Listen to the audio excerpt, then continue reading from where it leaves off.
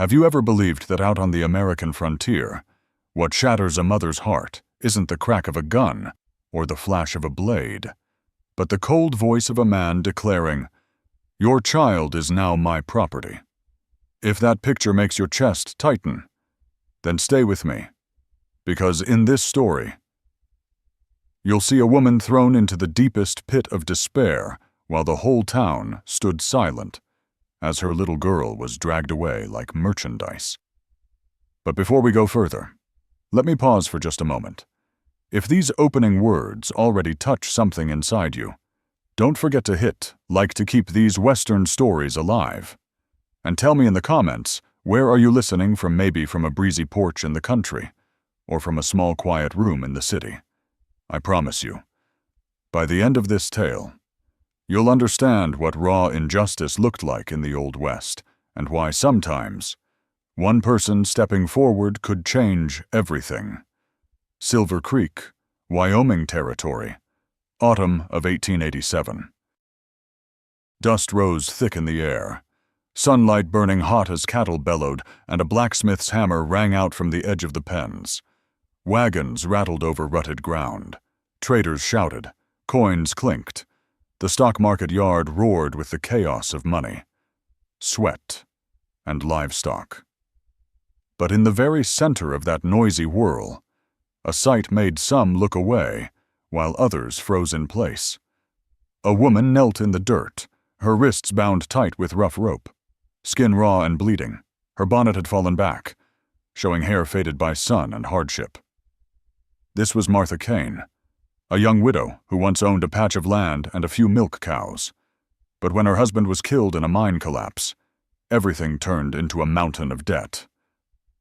The bank seized her farm, and swooping in like a vulture came Silas Boone, the wealthy cattle dealer whose eyes never missed a chance. Silas stood in a long black coat, leaning on a silver-headed cane, the picture of cold authority. His voice rang sharp and merciless. No land, no money, no property. Then this child is the only collateral left. She goes with me until the debt is cleared. The roar of the market hushed. Men muttered under their breath. Some shook their heads, but none moved a muscle. In that heavy silence, Martha's voice cracked the air, raw with terror. "Please, no. She's only 4 years old. She's not some piece of property. Give me more time. I'll find a way." Her plea died in the dust. Silas's smile cut like a whip. "Your time ended with your husband's last breath. The girl will earn her keep. That's the law." Martha lunged forward, clutching at the small legs of Anna, her brown-haired daughter, as one of Silas's hired men dragged the child toward a waiting wagon. Anna cried, arms stretched back, tears streaking her cheeks. "Mama, mama." That tiny cry cut sharper than any bullet, making even cattle startle in their pens. A liquor salesman muttered, "This ain't right," but like all the rest, he stayed rooted where he stood. Martha was shoved down, knees tearing against the gravel, hands clawing at the earth as if she could dig a wall between her child and the man stealing her away. Blood stained the dust beneath her fingernails. Silas only flicked his hand, cool and dismissive. "Take her. We're done here." The young widow lifted her head, vision blurred with tears. Her last scream ripped through the market, piercing, desperate. "Please don't take my child." The cry tore the air in two. Even the cattle stilled. People shifted uneasily but did not intervene. And there she was, Martha Kane, crawling on her knees in the dirt, begging until her voice broke, while her daughter was ripped from her arms like a ledger's entry paid in flesh. For Martha, that was the moment the sky collapsed. Every hope shattered, leaving nothing but despair. A woman who had known hard labor now had nothing left but helplessness against the cruelty of law and greed. And for you, watching and listening to this tale unfold, stay with me until the end. Because right when all seemed lost, someone would step out of that silent crowd and change everything. As Martha's desperate scream faded into the thick dust, The entire square of Silver Creek fell into a strange silence. Wide-brimmed hats dipped low. Men's eyes slid away, as if looking straight at what was happening was itself a sin. Little Anna was still being dragged toward the wagon, her cries hoarse, mixed with the rattle of chains and pounding hooves. Martha crawled through the dirt, her scraped hands bleeding, eyes wide and searching like a drowning soul reaching for a branch. No one moved. No one dared. And then a small sound at the edge of the square. The slow, steady strike of spurs on hard ground. Heads turned almost against their will. Bit by bit. The crowd parted, pushed aside as though by an unseen wind. A man was walking forward. Ethan Cole. Someone whispered his name, hesitant, as if speaking of a ghost everyone knew but never approached. Folks in the territory knew Ethan silent, distant, a rancher who kept to himself on the far edge of town. He came to market rarely, and when he did, he spoke less than a handful of words. Some said he had been a soldier in the war. Others claimed he'd lost his family to a winter storm. Whatever the truth. People recognized the emptiness in his eyes, an emptiness laughter never touched. And now, those eyes were fixed on Silas Boone. Ethan's broad hat cast his weathered face in shadow. His long trail coat stirred faintly in the wind. He didn't rush. He didn't shout. He simply walked, step by slow step, each strike of his spur sounding like a hammer on the silence. The market stilled. The hired man clutching Anna faltered, his grip trembling under that gaze. There was no blazing anger there, no threats shouted. Only a calmness so steady it chilled the blood. Martha lifted her head. Through the blur of tears, she saw that tall figure cutting through the crowd. A stranger. No promise spoken. No hand offered. Just a man stepping forward, as though the sheer injustice itself had called him out of the shadows. And, in Martha's broken heart, a flicker of light sparked. Maybe someone will stop this nightmare. Ethan reached the center of the square, standing only a few paces from Silas Boone, between the bound woman and the man who claimed to own her child. The silence deepened. Boone arched an eyebrow, eyes sharp and mocking, then gave a thin laugh. Well now, the mute cowboy wants to play hero. This is between me and my debtor. Don't go borrowing trouble. Ethan didn't answer. Instead, he slipped a hand into his coat. Not a gun, not a knife, but a worn leather pouch, darkened by years of use. He stepped once closer and dropped it at Boone's polished boots. The sound was heavy, final, the thud of metal wrapped in leather. The crowd rippled with shock. Boone frowned, bent, and loosened the cord. For a heartbeat. The sun caught on gold.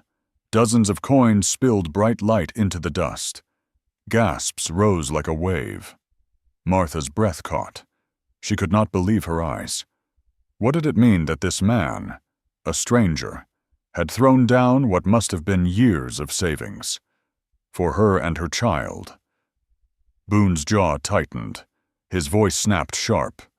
You think your gold can buy off the law. Everyone here knows she owes me. The child is mine. Still, Ethan said nothing, but the steadiness in his gaze rooted deeper than any words.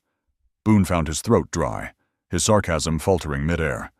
Somewhere in the crowd, an old soldier muttered. If it's him, I believe it. A tremor passed through the townsfolk like the first breeze before a storm. Martha felt it too. In the very marrow of her bones, not safety yet, not deliverance, but a trembling kind of hope. Anna's sobs softened when her eyes met Ethan's. Her small hand, once clawing the air, now reached out instead, tentative, trembling. Ethan knelt, broad palm open. The hired man hesitated, then stepped back. Anna ran into Ethan's side and clung to his leg. The square filled with whispers. None dared break the moment. Silas Boone froze, his silver cane clenched tight, anger burning but powerless. Martha stayed on her knees, tears streaming down her face, not only of pain, but of a fragile hope she had thought forever lost. Ethan Cole still hadn't spoken a single word, yet with that one act, he rewrote the unspoken law of Silver Creek. It wasn't gold, and it wasn't guns. It was the steady will of one man that gave a mother and her child the chance to believe again. The road from Silver Creek to Cole Ranch stretched long and silent, as if time itself had slowed. Evening sunlight spilled pale gold across the rolling hills where dry grasses whispered in the wind. Martha sat stiffly on the worn wagon seat, clutching Anna as though loosening her grip for even a heartbeat would see the child torn away again. Ahead. Ethan Cole rode his bay horse in silence, his tall figure framed against the fading horizon. He never turned, never spoke. In Martha's heart, confusion weighed heavy. Who was this man? Why had he thrown down a lifetime's savings to save a widow he did not know, and a child not his own? She dared not trust, dared not hope, for fear the kindness would vanish like a dream at dawn. And yet, each time Anna's eyes lit up at the sight of that steady figure ahead, Martha felt her own heart tremble, thankful, uncertain, and strangely shy, like a bird too frightened to leave its branch. By the time the sun sank into a red smear of twilight, the ranch appeared. It was no grand estate, only a weathered clapboard house, paint long gone, a roof patched with tin, fences leaning, and a barn stooped by wind. Yet in its plainness was a kind of stubborn strength, much like the man himself. Ethan dismounted, said nothing, and opened the gate. He led the wagon in, then turned back to offer Martha his hand. The simple gesture startled her. How long had it been since a man had steadied her in such a way? For a moment she hesitated, then placed her trembling hand in his rough palm. The touch sent a warmth racing through her chest, her face burning. She quickly pulled back, clutching Anna close and murmuring, "Thank you." Ethan gave a brief nod, no words. He only motioned toward the house before quietly unloading the wagon. Martha led Anna inside. The house smelled of old wood and ashes. Floorboards creaked beneath her steps. At the end of the hall, a small room waited a narrow bed, a rough table, blankets folded neatly on a shelf. He had prepared it for them. Martha stood stunned. No one had readied anything for her since the day her husband died. A swell of gratitude and a rush of awkwardness rose in her chest. She did not know how to repay such thought. The next morning began a rhythm of its own. Ethan kept to his habits, rising before dawn, tending horses, riding the fences. Martha, unasked, drifted into the kitchen. She swept, boiled water, and prepared a thin porridge for Anna, even baked a few hard biscuits for the table. Setting the plate before Ethan, she fumbled for words. I'm no good in the kitchen, but I hope this will do."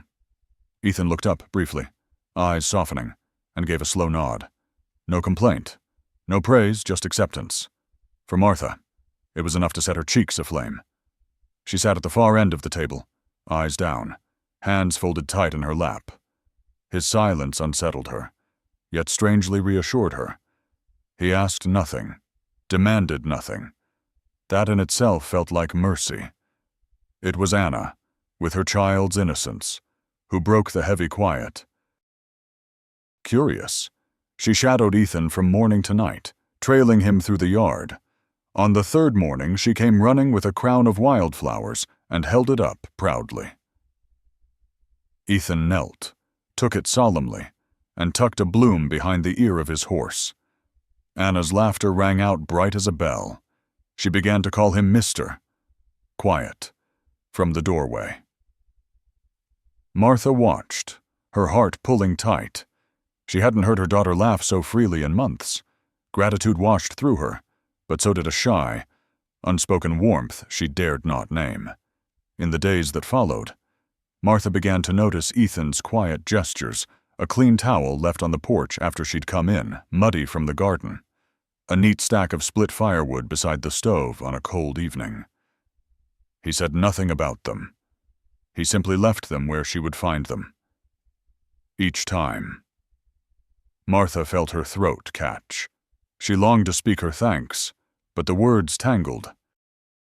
Instead, she turned away quickly, hands gripping each other tight, as though to hide the blush rising to her face.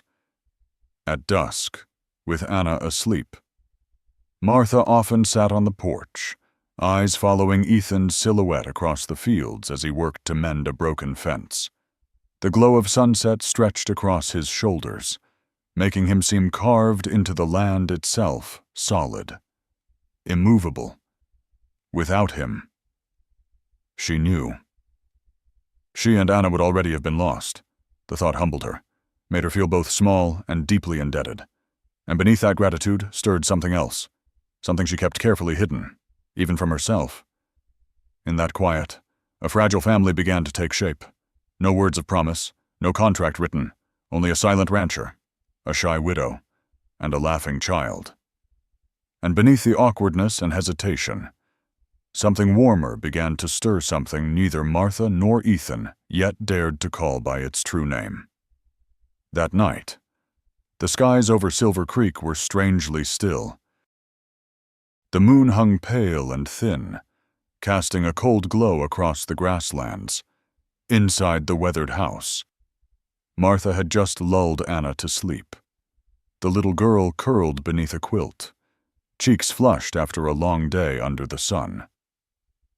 Martha sat at the bedside, smoothing her daughter's hair, her heart soaking in a rare peace she had not felt since her husband's death. But beyond the walls of that quiet house, shadows moved, no neigh of horses, no wheels turning, only the acrid scent of pitch carried on the wind and the faint flicker of fire. Silas Boone was there. He sat high in the saddle, black coat rippling, silver cane in hand, his face twisted with fury. The memory of the cattle market when Ethan Cole had dropped a pouch of gold and stripped him of what he thought already his still burned like a brand on his pride. For Silas, that humiliation demanded payment. A slight nod, and his men obeyed.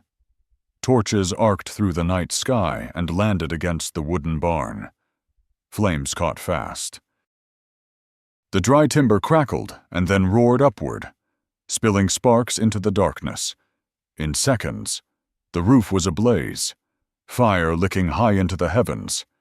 Inside, cattle bawled and hooves thundered in panic.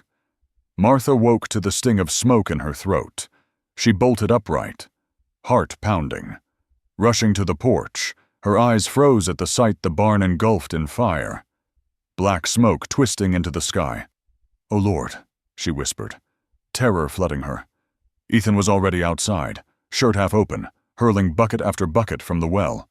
Then, without hesitation, he plunged straight into the inferno. Martha cried, her voice breaking, but he never turned. The air filled with the shriek of animals, the crash of splitting beams.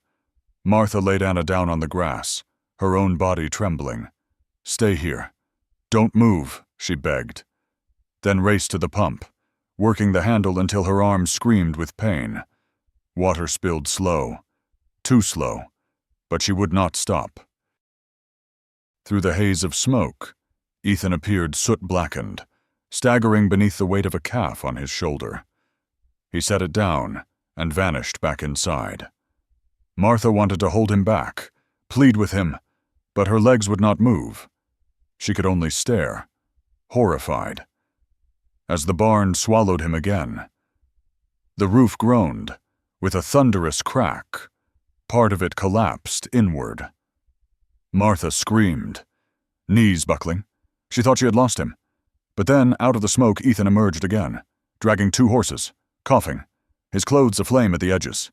He slapped their flanks, sending them galloping into the night, before turning once more toward the fire. No enough. Martha's cry tore from her chest, her tears spilling hot, but Ethan did not listen. Or perhaps he could not. The blaze roared higher, the heat searing. Anna sobbed, clinging to her mother's skirt, crying. Mama Martha dropped beside her, arms tight around the child, her eyes never leaving the barn. Every heartbeat felt like a hammer striking her ribs. Then came the explosion, an eruption of fire and splinters. Flames devoured what remained of the roof. For a breathless instant, there was nothing. Then, through the wall of smoke, a figure stumbled free Ethan, his arms shielding his face, his body swaying. He collapsed into the dirt, hacking, skin raw, shirt scorched and torn. Martha ran to him, dropping to her knees. Oh God. Ethan. Her hands shook as they touched his burned arms, tears streaming. Anna threw her small arms around his neck, whispering through sobs, "Don't go. Don't leave me." Ethan gave the smallest nod, his blistered hand pulling both mother and child close, holding them against his chest despite his trembling. His breath came ragged, but his eyes red from smoke still burned steady as iron. On the ridge beyond the firelight, torches gleamed. Martha lifted her head and saw them 3 riders outlined against the night. At their center sat Silas Boone, black cloak catching the glow. His face bent into a crooked smile as the flames raged. He had no need to speak. His presence was enough. The message was clear. The barn fire was only the beginning.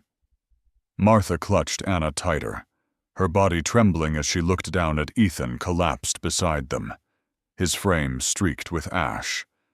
And in that suffocating night, she knew their fragile peace had been shattered. Darkness had come to their doorstep, and the fight for survival had only just begun. After the night of the fire, the air around Cole Ranch still carried the sting of smoke. Charred beams lay in heaps, and the bitter smell clung to every scrap of cloth, every strand of hair. Yet amidst the ruin, the cattle still lived, and Ethan, his skin burned. His clothes torn, sat upright on the porch, his hands bandaged, his breath ragged but his eyes unbroken. Martha sat close beside him, her hands busy with fresh cloth, wrapping his arms with trembling care. Each time she looked at his wounds, her chest tightened. Gratitude, fear, and something far more tender wrestled inside her. For months she had thought of Ethan as a man of stone, distant, silent. But after that night, there was no denying it, he had risked his very life to keep a roof over her head and a child in her arms. Anna played in the yard below the steps, small fingers weaving wildflowers into a crooked crown, with the boldness only a child could carry. She skipped up and set it on Ethan's head. "Now you look like a horse king. Mister, quiet." She laughed. For the briefest moment, Ethan's lips bent into something Martha had never seen before, a smile. Faint and fleeting, but real. Her heart stumbled at the sight. That evening, as dusk settled and the first autumn chill rode the breeze, Martha sat on the porch, brushing Anna's hair. The sound of crickets filled the night. Ethan leaned against the fence line, his silhouette dark against the dimming sky. Everything seemed still until Anna broke the quiet. "Mama, can people choose their fathers?" Martha froze, comb in hand. The question startled her, drew a nervous smile to her lips. "Sometimes, child, maybe so." "But why do you ask?" Anna turned, her face solemn in the twilight, far too serious for one so young. She lifted a finger toward Ethan, still standing at the fence. "Because I want to choose, mister. Quiet. I want him to be my daddy." The word struck like a thunderclap. Martha's heart lurched. She had never dared say such a thing aloud, never even let herself imagine it clearly.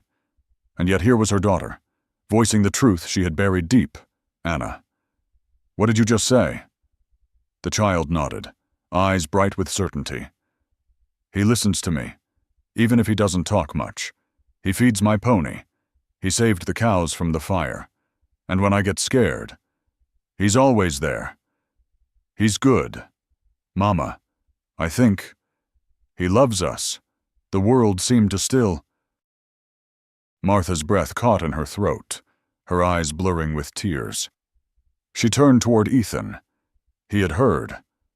His frame was motionless, but his shoulders gave the faintest twitch. Slowly, he turned his head. Their eyes met, and what Martha saw stopped her heart. The look of a man caught unprepared. Not the stone-faced rancher who had walked into fire without flinching. Not the silent figure who had faced down Silas Boone, but a man, vulnerable and uncertain, undone by a child's simple truth. Anna didn't notice the weight of her words. She had already run across the porch to him, reaching her little hand up to his smoke-scarred cheek. "Can I call you Daddy?" she whispered. The question rang clear into the night.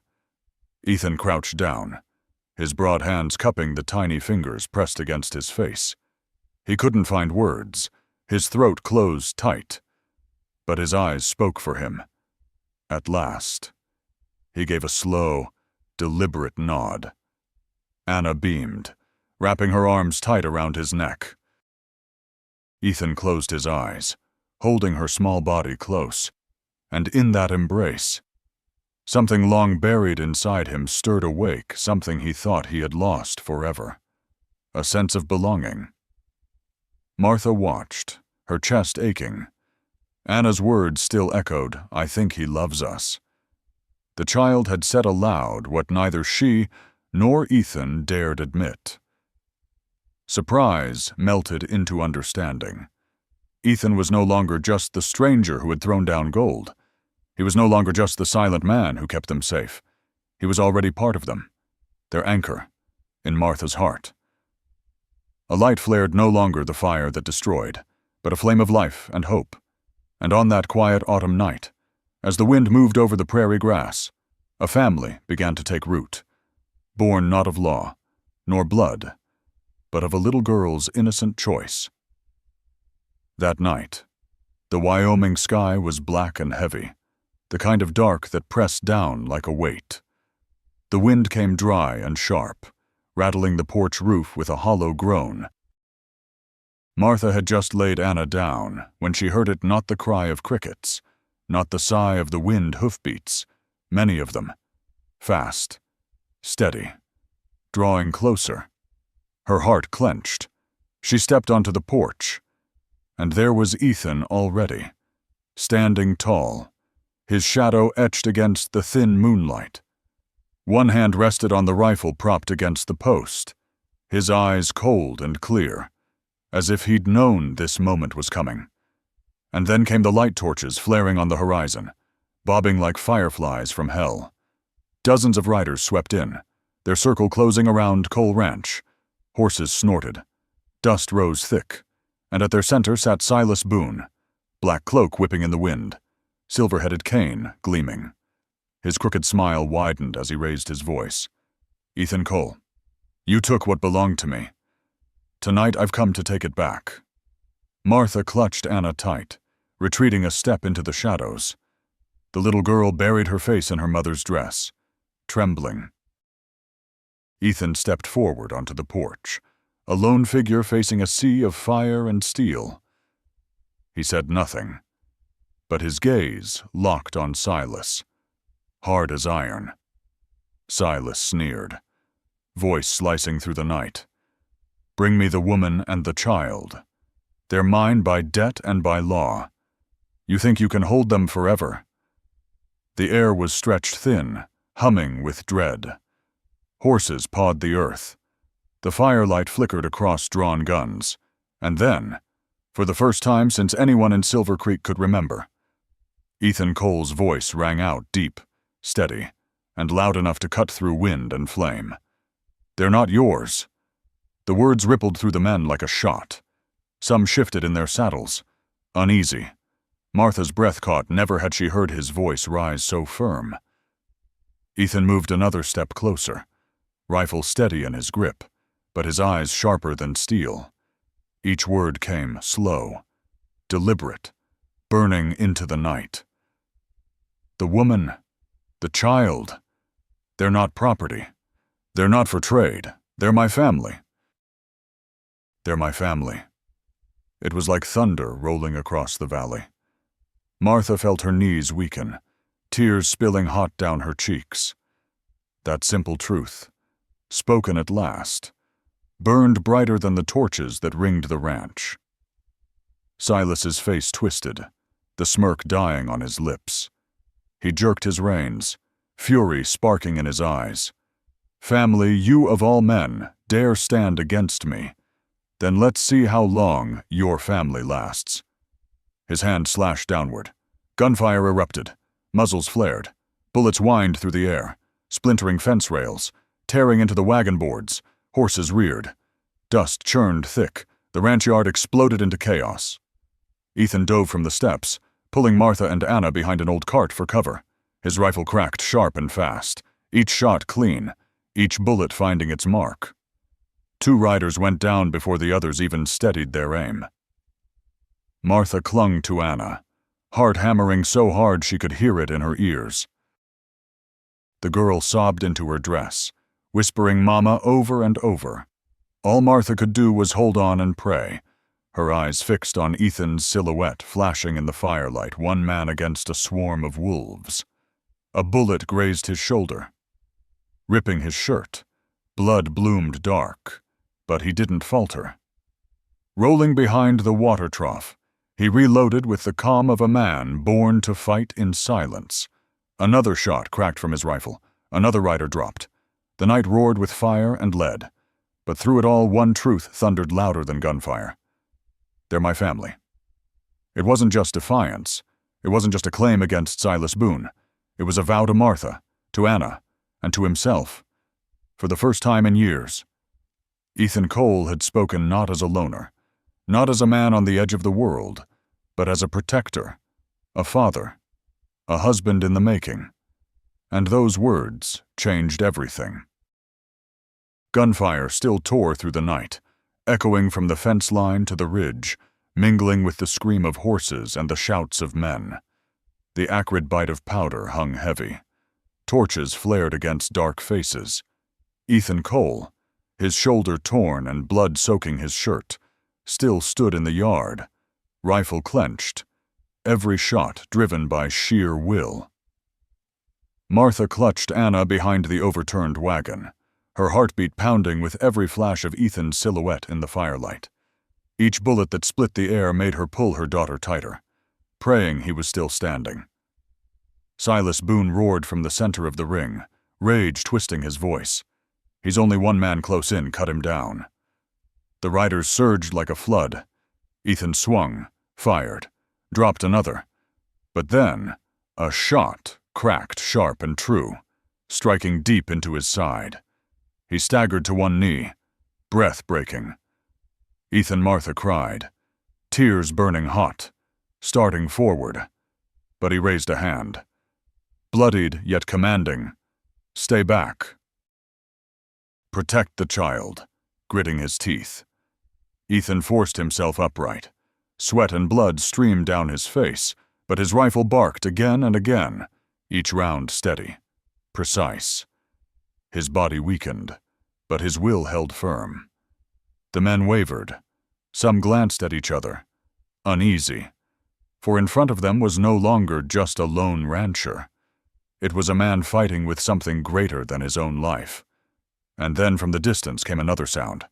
Hooves, many of them, rolling like thunder.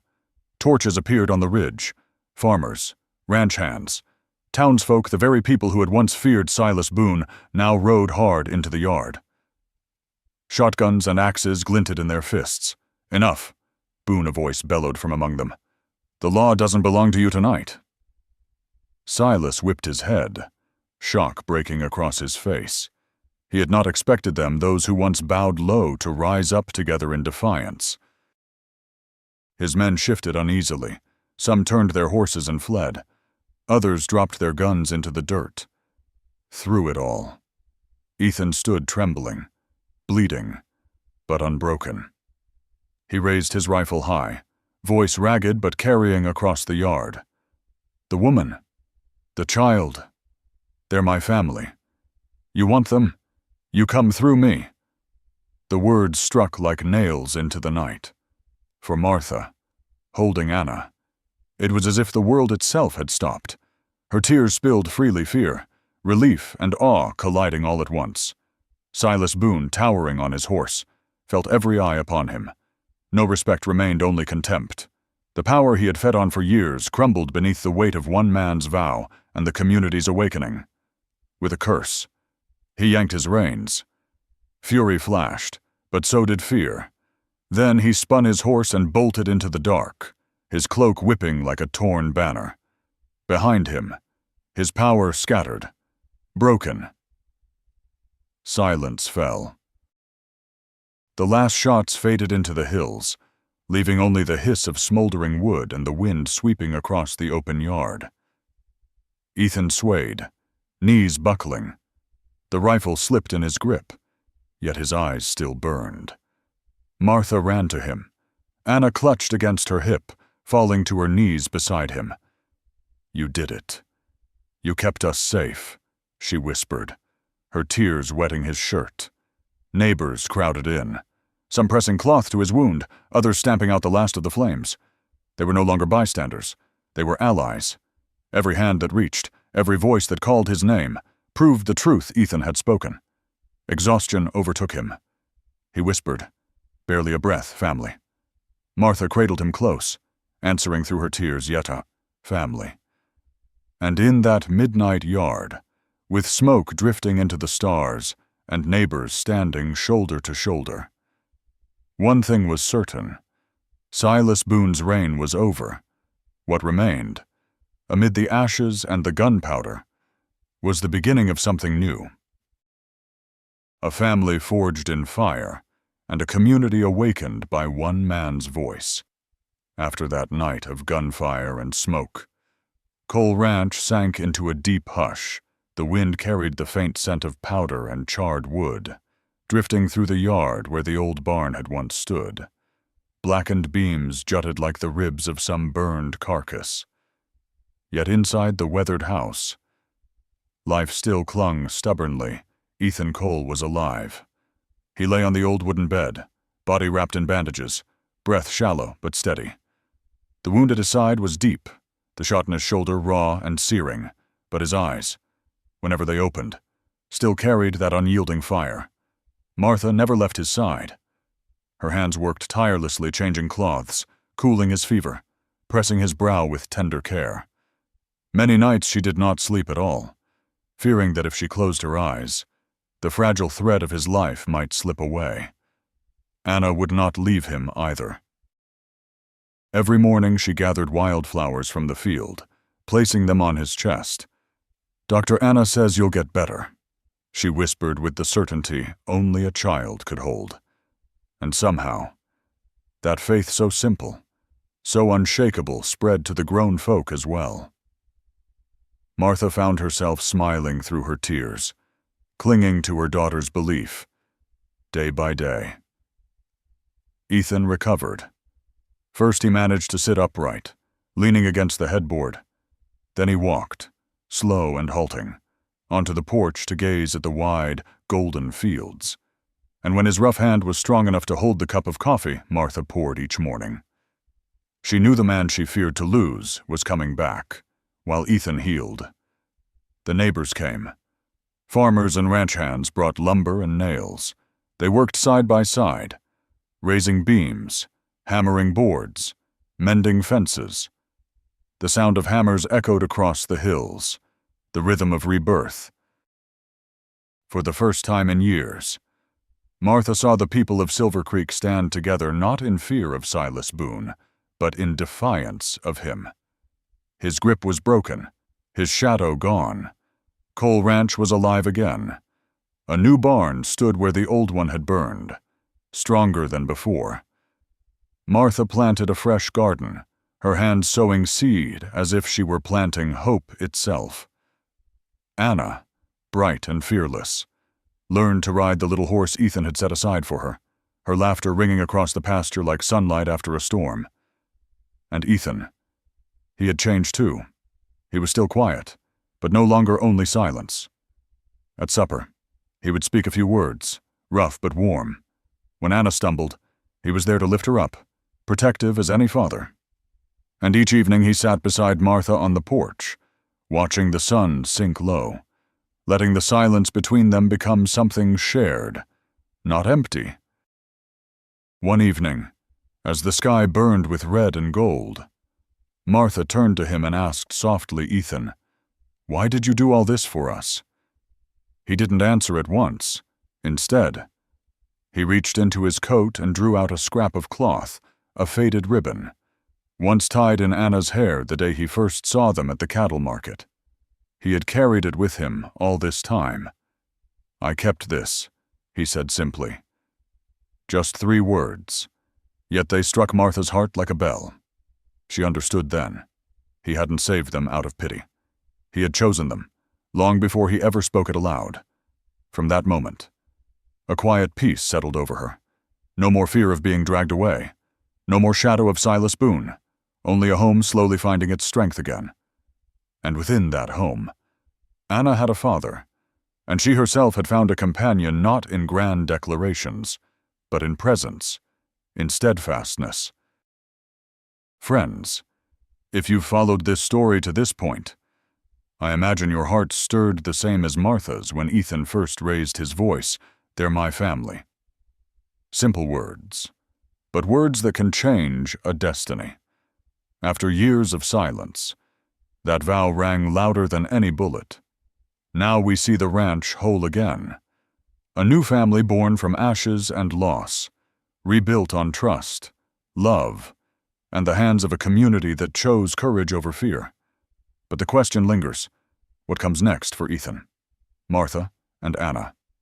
Will they keep their gates open, turning this ranch into a gathering place for neighbors and friends? Will Ethan, the man once defined by silence, now find the strength to speak a promise to Martha herself to make this family's bond official in the eyes of all? If you want to see where this family's trail leads, leave a word of support. Let your voice be heard, because it's your company that keeps these frontier stories alive. And perhaps, in the next chapter, we'll witness Ethan Cole not only protect his family, but walk them into a new life where love is no longer carried only in silence, but spoken, shared, and sealed as a vow everlasting.